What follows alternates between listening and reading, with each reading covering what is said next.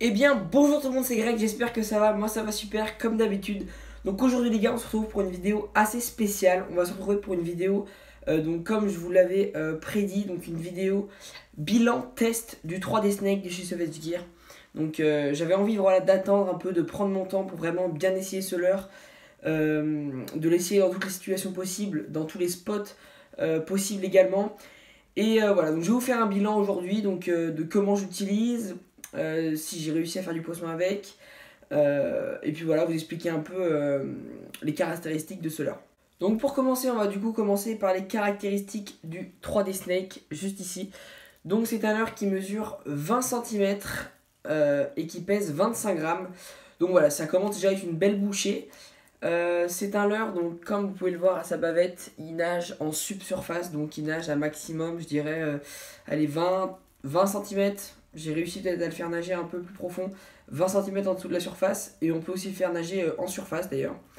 Il nage très très bien par contre, hein. Bon, de toute façon c'est du Savage Gear, c'est une marque que j'apprécie énormément pour tout simplement comment les leurres nagent. Ils nagent d'une manière très très naturelle et de manière très réaliste. Voilà, donc c'est assez monstrueux, hein, d'ailleurs, en le voyant nager. Il n'y a pas longtemps, j'ai observé une couleuvre en bordure. Et après, j'ai fait nager mon leurre. Je me suis dit, mais c'est clairement dingue à quel point ils ont réussi à reproduire la nage du serpent dans l'eau. Voilà, donc un leurre de 25 grammes, donc assez lourd quand même pour sa fine taille. Mais bon, j'ai quand même très très bien réussi à le lancer. Il se lance d'ailleurs assez correctement. Il est pas exceptionnel, mais il n'est pas nul non plus. Il se lance très bien. Voilà. Tout petit bémol au niveau de la fragilité du leurre, je trouve qu'il est un peu fragile, surtout sur les les trois dernières petites articulations, pardon, et en particulier le tout petit bout de la queue ici qui s'est tordu au fur et à mesure, mais bon, heureusement ça n'impacte pas trop sa nage, donc voilà, je peux toujours pêcher avec. Au niveau des coloris, il en existe plusieurs. Moi, j'apprécie énormément celui que la boîte Ardent Pêche m'a offert. Il est vraiment très naturel et j'adore ce coloris. Il me semble qu'il est décliné en 3 tailles. Et voilà, donc vous avez quand même un bon panel de choix. Ensuite, pour vous donner un ordre d'idée, moi j'ai essayé d'utiliser ce leurre. Donc je l'ai utilisé un bon mois et demi quand même, durant chaque session. Je sortais entre 10 à 30 minutes, voilà, selon les résultats que j'avais évidemment, hein. Si je voyais qu'il y avait quelques résultats, je le laissais plus longtemps. Mais voilà, je vous donne une fourchette en moyenne. Et voilà, donc honnêtement, moi j'ai réussi juste à déclencher une attaque franche avec ce leurre durant toutes les sessions que j'ai pu faire.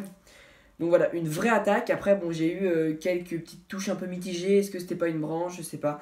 Mais en tout cas, j'en ai eu une où j'ai vu le poisson. C'était un poisson qui était compris entre 50 et 70, je pense. Voilà, j'ai juste vu son flanc. Malheureusement, je m'y attendais pas du tout parce qu'on était en fin de session. J'étais un peu fatigué. Du coup, voilà, je passais ce leurre un peu en prospection. Vous voyez, je peignais un peu du terrain. Et là, j'ai pris une magnifique touche, donc j'ai pas eu le temps de ferrer. Malheureusement, je pense qu'il a tapé la queue parce que voilà, il y a quand même une bonne longueur où c'est juste le leurre et il n'y a pas d'hameçon. Donc le poisson a dû un peu le louper. Mais bon, je suis quand même content d'avoir réussi à déclencher quelque chose avec ce leurre parce que je vois pas tant de serpents de ça en tout cas sur mes spots. Donc voilà, je me suis dit que c'était quand même pas mal.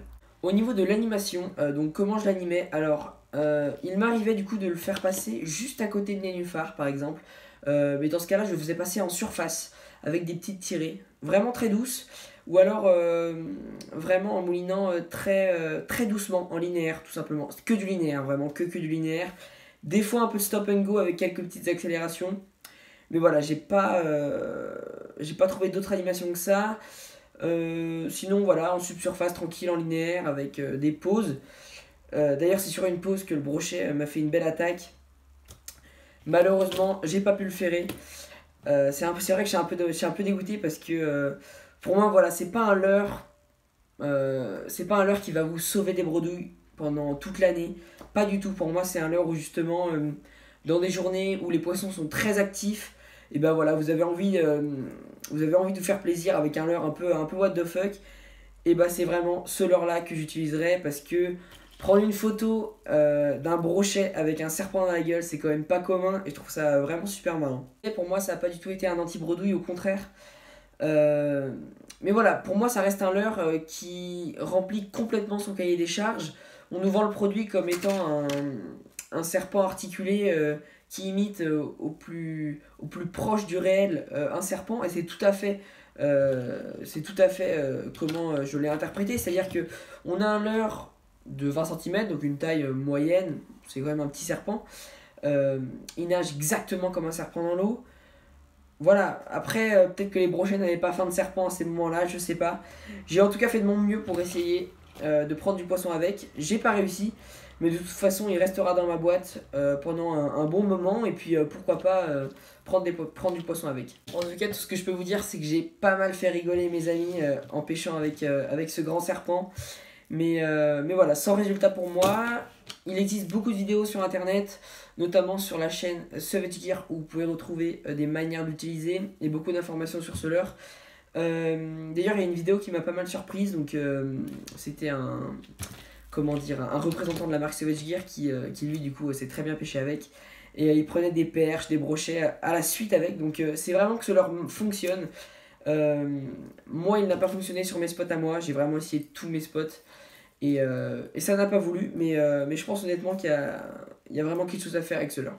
Donc, je vous fais un gros plan pour vous montrer exactement à quoi il ressemble. Donc voilà, on a la tête du serpent juste ici. Et après, on a beaucoup d'articulations. Donc 1, 2, 3, 4, 5, 6, 7, 8, 9, 10 articulations. Donc voilà, c'est pour ça qu'il a vraiment une nage très réaliste. Et pour moi, ça reste un magnifique leurre. Presque un leurre de collection en fait. C'est la fin de cette vidéo, j'espère qu'elle vous aura plu. Moi en tout cas j'ai beaucoup aimé tester ce leurre tout au long du début de saison.